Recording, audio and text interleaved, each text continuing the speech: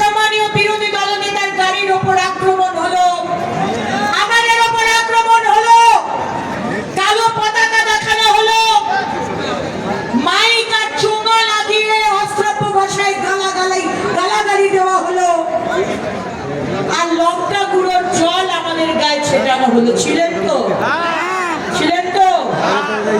সেদিন সম্মানীয় বিরোধী দলনেতা বলেছিলেন আমরা আদালতের পারমিশন নিয়ে এই এসপি অফিস ঘেরাও করব।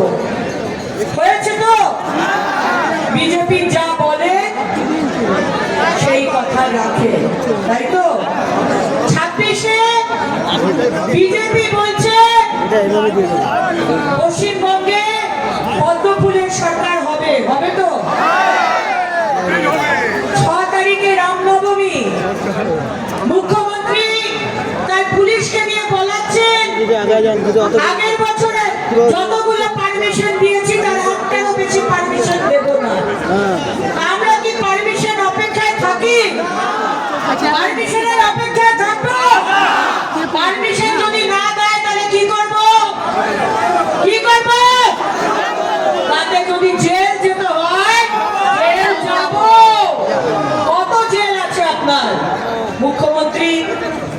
আপনার পশ্চিমবঙ্গে কতগুলো জেল আছে? যে 9 কোটি বাংলার মানুষ, হিন্দু হোক রাষ্ট্রবাদী মুসলমান হোক, আপনি জেলে পড়বেন? আছে কি?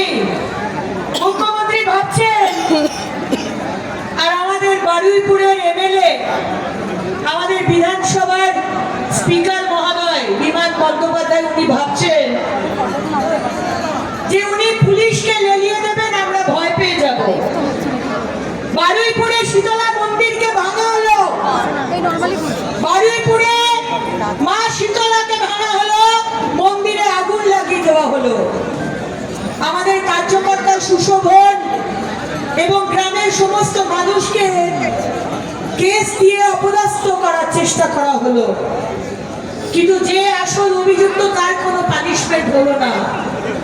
আর এই বিধায়ক, এই স্পিকার মহোদয় বিমান বন্দ্যোপাধ্যায়, আপনি আমাদের বিধানসভার মধ্যে জনাব ফিরহাদ হাকিমের সাথে আজকে সব্যসাচী দত্তকে বিধানসভার মধ্যে তৃণমূলের ঝান্ডা ধরান। আপনার কাছ থেকে আমাদের গণতন্ত্রের পাঠ শিখতে হবে, শিখতে হবে।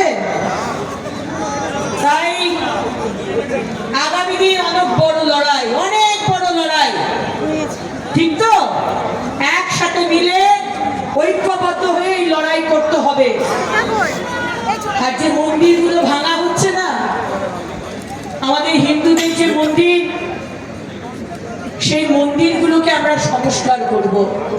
তারা ভাঙছে তো। 2026-এ যখন সরকার হবে, সমস্ত মন্দির, তাদের ইতিহাস সবকিছু নিয়ে সংস্কার করা হবে। আজকে আমরা জানি যে খাজুরাহোতে কিরকম ফেস্টিভ্যাল হয়, ডান্স ফেস্টিভ্যাল, জানেন তো, নৃত্যের ফেস্টিভ্যাল হয়।